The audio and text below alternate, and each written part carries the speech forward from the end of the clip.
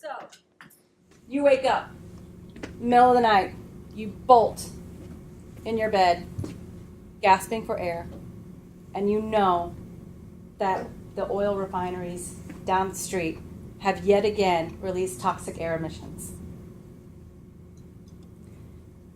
Brown skies and rotten egg smell, pretty normal. My name is Stacy Savage, and I'm the co-founder of Garbitrage.tech. Over the past 16 years, I've worked with businesses such as Dell, Samsung, Sony, and worked with them to help pass two key pieces of legislation that requires manufacturers of electronics like computers and TVs to take back and recycle them responsibly for consumers for free. That was in 2007 for computers, 2011 for TVs. More recently, I've been working with Nestle Purina, greening up their entire 3 million square foot headquarters in St. Louis. And also I contract with the city of Austin and have worked with the city of Fort Collins as well. So life is great, but it hasn't always been this way. I grew up in the southeast portion of Texas near the Louisiana border. My maiden name is Guidry. You got a bona fide Cajun right in front of you. And I grew up in the area in the Golden Triangle, Beaumont, Port Arthur. That little slice of heaven I like to refer to affectionately as the asshole of Texas. This is kind of the mecca of the oil and gas refining industries as well as chemical industries. And so, ironically, collectively, my parents have 75 years of work history at the very oil refineries that polluted our community on a daily basis. So whether knowingly or unknowingly, they were complicit in that pollution. But so was my government and the companies that took advantage of lax air control laws. So in my late 20s, I went on to become a grassroots activist. I knocked on doors, tens of thousands of doors, spoke to thousands of people all across Texas, Ohio, Michigan, New Jersey, and Colorado, and Ohio. I said Ohio, and Colorado. And I was really pulling my anger for those pollution issues that we grew up in and putting that into something that was a lot more productive rather than just being, an angry, crazy kid. So really holding these businesses to account from an activist perspective and being a real agitator out there, holding, press conferences and protests in front of City Hall, really demanding legislative policy and holding these businesses and our government to account. Once I became an entrepreneur in 2013, I really started to look at this from a very different perspective. I was, in my late 30s, moving into my 40s, and I saw Becky in accounting, and I saw Joe in the janitorial department, and I saw Kevin in the kitchen cooking up for the employees of a multi-billion-dollar multinational corporation. So it wasn't so much, looking from outside in. I was inside working with them, and I was helping rather than harming their reputation. And so that was the real kind of key for me, the light switch, if you will. That's why I'm so passionate about greening up businesses from the inside out and helping them achieve rather than being shamed in the public eye. So in 2015, I co-founded Garbitrage.tech, and we'll go through some slides here in just a moment. We were founded in 2015, like I said. We've been working on this for a good 4 years, and I've got Kyle here, one of our business advisors, and we are really a team of 3 co-founders. We all have established businesses. So does Kyle. There's 5 of us, but 3 core co-founders. We all have our own businesses that are successful, but we came together, put our hearts and our heads together to really tackle with technology, the behemoth that is the waste and recycling industries. This is basically the last industry that has yet to be disrupted by tech. So you've seen, obviously, medical billing and taxis and the banking industry, and you've seen all this disruption through AI, automation, but we're starting to see that a little bit in the waste hauling sector, but it's something that just has not come as far along. So as I'll move over here, I can go through some of this here for you. So just a little bit more about us. I don't know if I can, maybe I can do it like this. So Garbitrage, what is Garbitrage? It's kind of a weird name, right? So it's basically triage for garbage. We are prioritizing based on where funds are and other resources such as your materials management. And we're really talking about your recyclable materials, divertible materials, and this would be your cardboard and your paper, newspaper, plastics, glass, metal, even food waste, landscaping debris, floral decor. That's all under the organics umbrella. And we really want to prioritize the importance of these types of materials and help them become not seen as waste anymore, really helping them be seen as having value. If you look at the states like Hawaii and Michigan, people love to recycle their bottles because they get their deposit back. It has a value immediately whenever you buy it. So same thing with all these other kinds of materials. There is a commodities market for all of these materials, cardboard, paper, plastic, all of it. And it differs region by region, but there's money behind it. So a 60 or like a 1 ton bale of cardboard might go for $60 in Texas, but $130 in New York. So it's regionally priced on the commodities market for these materials. So throwing them away is just basically throwing money away, in my eyes. Our mission, we're establishing ourselves, incorporating as a public benefit corporation, and we want to create a platform to decentralize and democratize the transport and management of discarded assets while rewarding sustainable behaviors. So this is our team. You got good old Kyle down there. Steve is a co-founder. The top line here is our 3 core co-founders. He's a risk management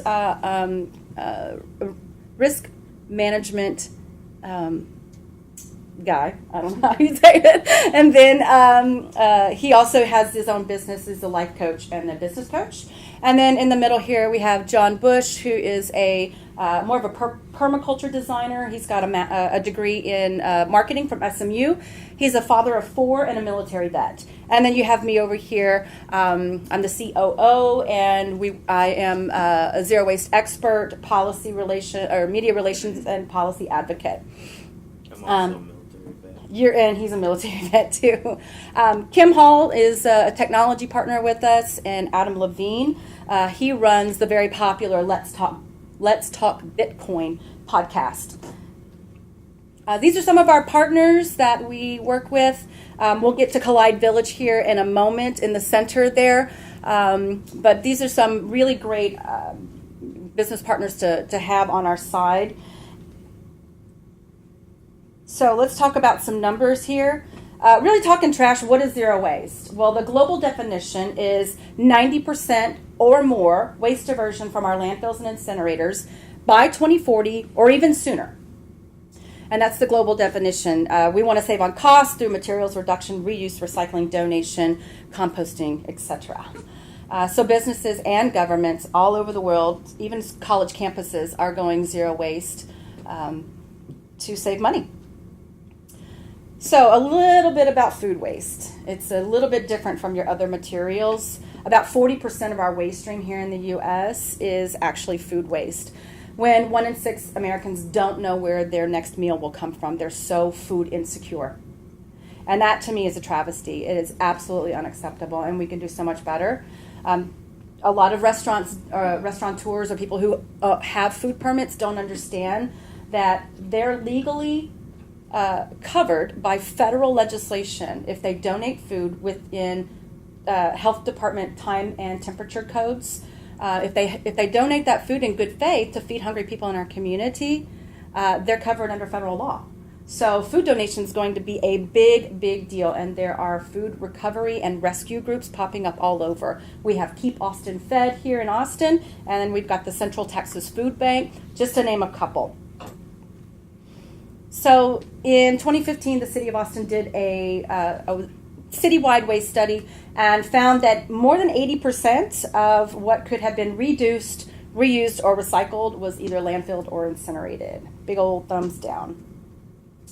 So Austin's waste stream this is from the study. You can see that the 37% organic material were right on par with that, 30 to 40%.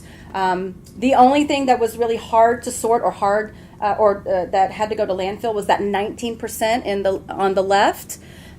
So that's where we get our 81% is recoverable and reusable materials. All your paper, plastic, metal, glass, and then your organic materials make up the rest.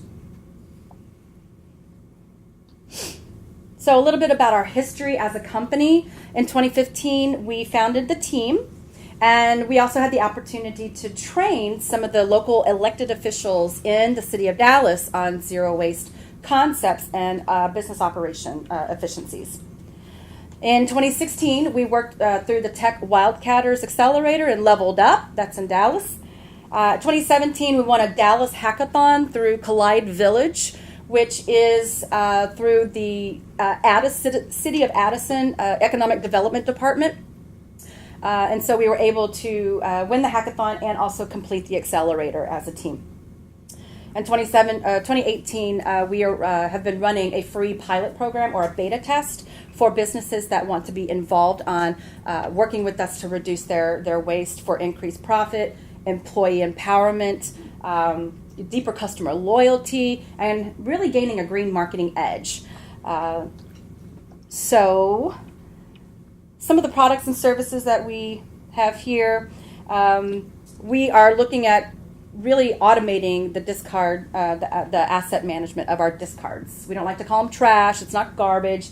These are discards. They have a value.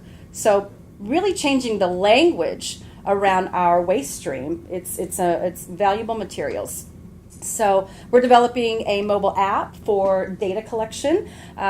Also having a platform for integrated customer experience solutions and really like key insights. Whenever we talk about the data collection, we're really talking about sensors inside the dumpsters that takes pictures 4 times a day, and then an extra time whenever it gets picked up and tilted by the hauler.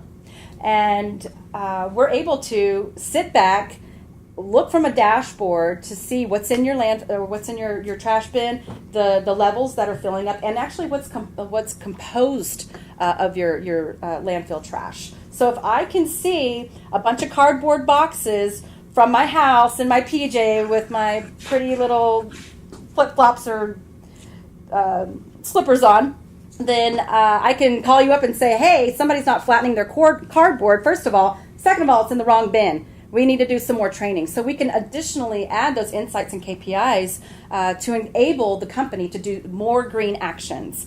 Maybe they need to just focus a little bit more on training whenever their employees first get onboarded. That could solve maybe a lot of problems. So we're going to give those insights based on what the data tells us. So here's a WTF moment. I'll just give you a couple of seconds to read that.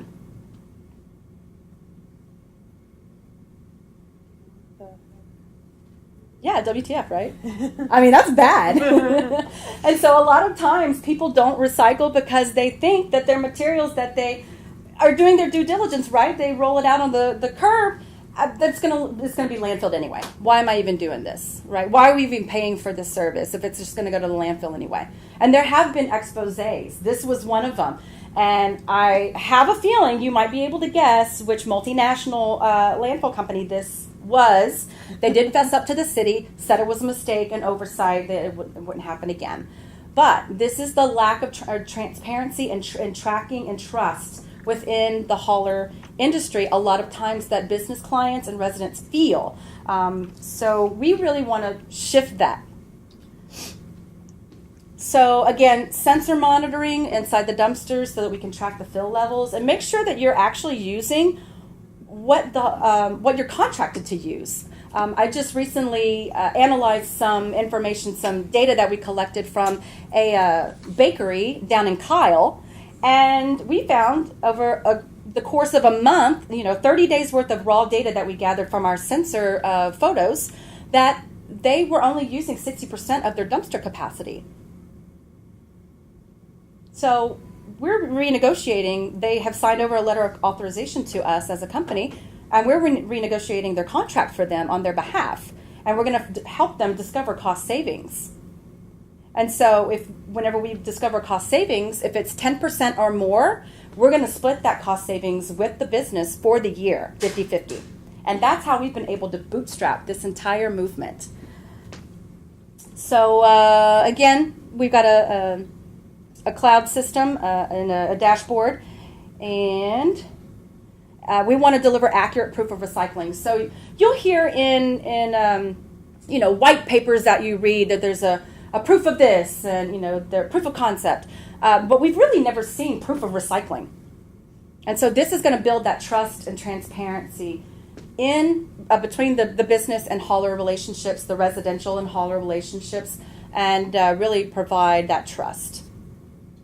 So we're going to develop out a public and a private blockchain. We're going to put this information on there that's immutable, can't change it, can't hack it. And the blockchain receipt will go to the haulers as well. So it'll be the business community or the business generator who made the materials through their waste stream. The hauler will get also the data, and then the facility that takes the materials. And then, of course, we will have file sharing protocols. The private blockchain will be, because this information is proprietary, will not be able to. They'll be able to tap into their own account through the blockchain. They won't be able. The public wouldn't be able to see their information. And so we can also work on eco-friendly asset management. We're zero waste experts. Meaning that we can come in and look at every level of your operation and most likely find some kind of cost efficiency.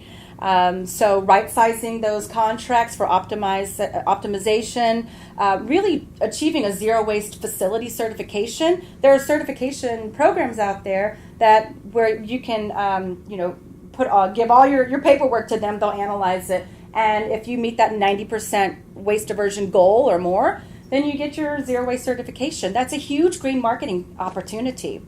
And then we're not going with the triple bottom line anymore of people, planet, profit. There's one more that we've been missing sorely, and that's policy.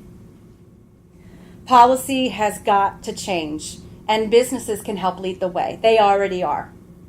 So really, policy is going to set the standard and create an even playing field, kind of like we've done here in Texas. We've got an even playing field when it comes to recycling those electronics, because all of the manufacturers that sell in Texas for computers and TVs, they are required to take that back and to recycle it responsibly. Same thing with the City of Austin's recycling ordinance. Businesses must provide recycling for their staff and tenants. And food businesses have to divert organic materials like their food waste. So again, that policy sets a standard and it evens the playing field. There's not one company pulling the weight of all these others. What's next? Ooh, the opportunity. Yeah. So we want to use the sale of discards to collateralize our SAVE token.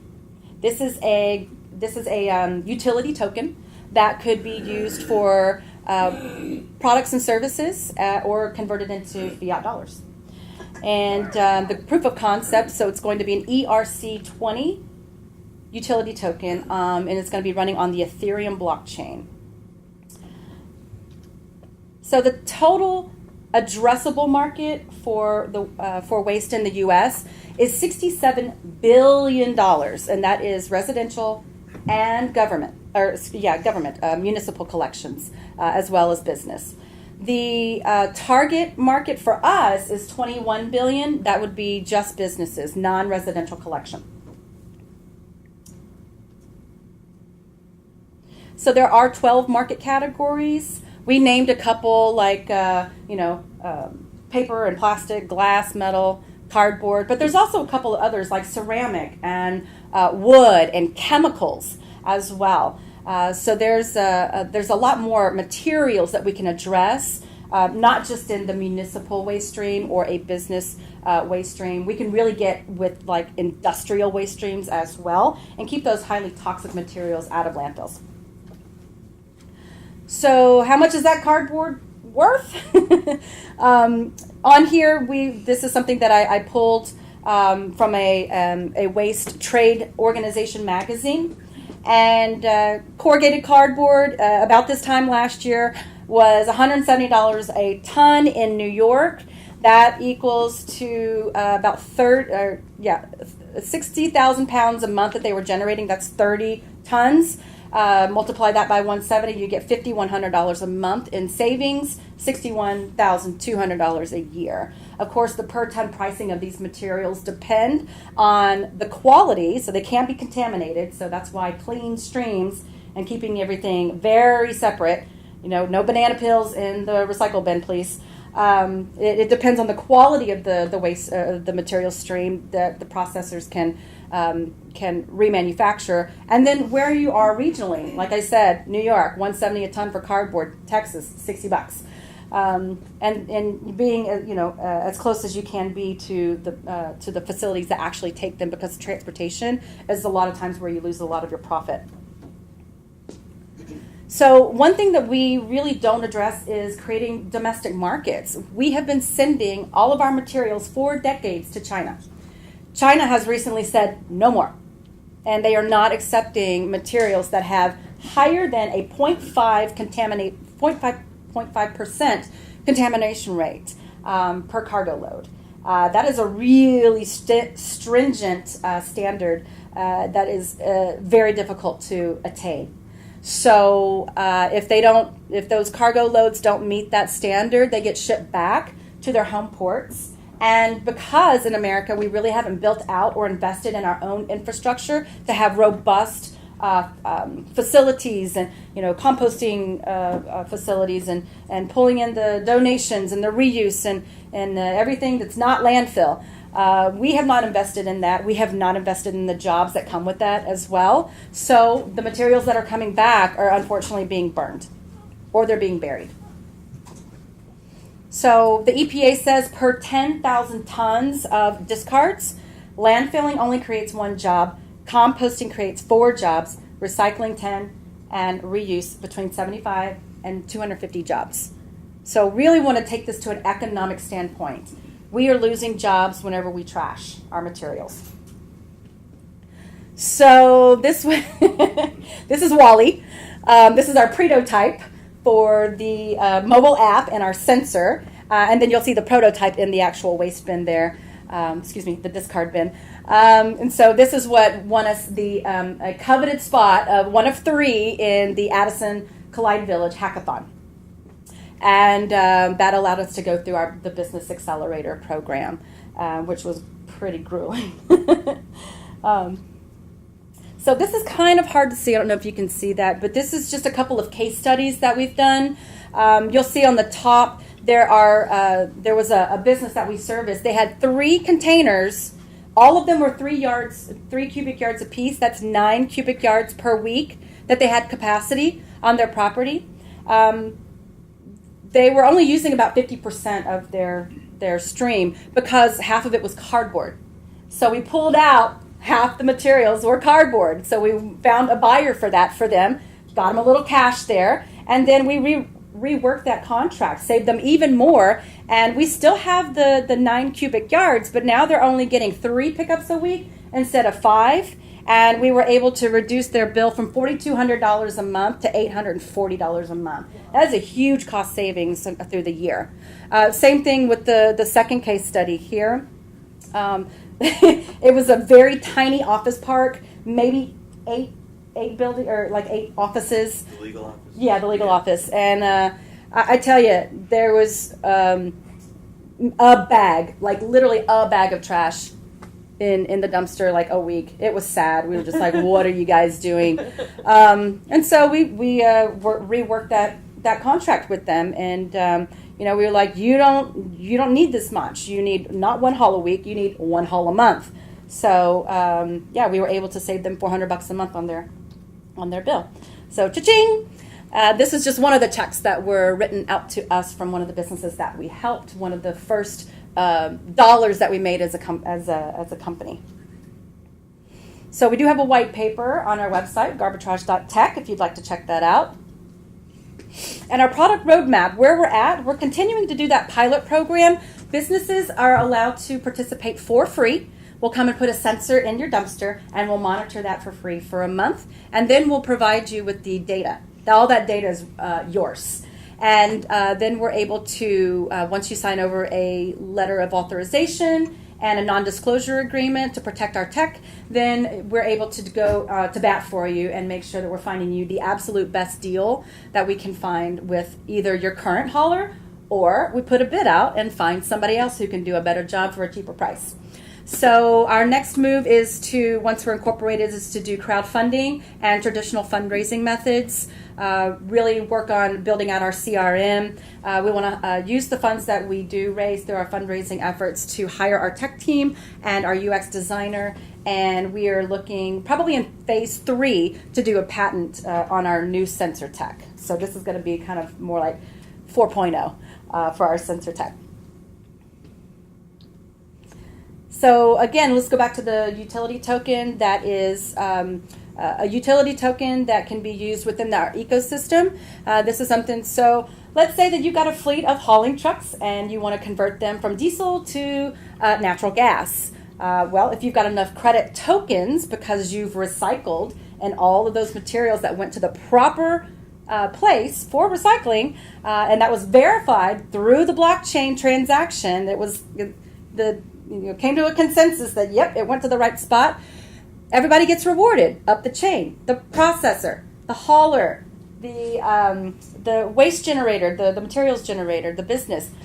Immediate rewards, boom, boom, boom, up the chain once that transaction is verified. So you start to rack up your points, and it's kind of a gamification. On our public blockchain, we'll be doing gamification as well. So we'll make it fun for people to discover, hey, there's materials on the ground that I can get credit for. I'm going to, take a picture of it and, QR code or whatever on the SKU code, and then make sure that it gets into the proper receptacle. So making it fun for the public is going to really change people's perceptions around how they view these types of materials. They're not trash, they're valuable commodities. So we need to keep them that way with no contamination, keeping them separate from that landfill trash. Can I chime in on that? Mm-hmm.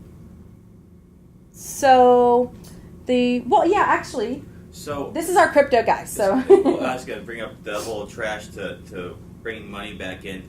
During a couple months of the research that I was doing when I first jumped in and invested in this company, I was taking pictures of dumpsters all over Austin. Even your own apartment complex. Even my own apartment complex. And people were throwing away snowboards because they live in Austin now and they're from up north. Beautiful furniture, all sorts of stuff, whatnot. And while I was taking these pictures, a lot of these recycling receptacles actually said that this recycling receptacle will be going to a landfill. And I took a bunch of these pictures, and it was mind-blowing. But it's amazing the stuff that people throw away that they just don't have room for anymore. And that's one of the things that this app and this technology will help with. Yeah, so if you see a couch near the dumpster that you have so many pictures of couches. Yeah. My gosh, and they're perfectly fine. You take a photo of that, and there's like, you can donate this here, or you can have so and so come and pick that up. They will give you money for it. So there's going to be a lot of different options for the general public because we're going to gamify that. So with our ERC20 utility token, we're going to have 1 billion tokens total, and we do plan to do an airdrop, 300 million for our first come, first serve investors. And again, it's going to be running on the Ethereum blockchain. Almost done. So this is going to really pull in the rewards aspect of it to change people's behaviors and really reward loyalty programs as well, and help with customer onboarding for the businesses that we enroll in our program. So, of course, we're going to align with all federal regulations with that as well. So, our funding needs, we are looking to do a raise of about $15 million through the crowdfunding and the traditional venture capitalists as well as angel investors also. Eventually, in phase 3, we'll be looking at doing an ICO potentially. So, last but not least, here's how you can contact us. And the last question I have for each of you is, if you're not for zero waste, how much waste are you for? Thanks.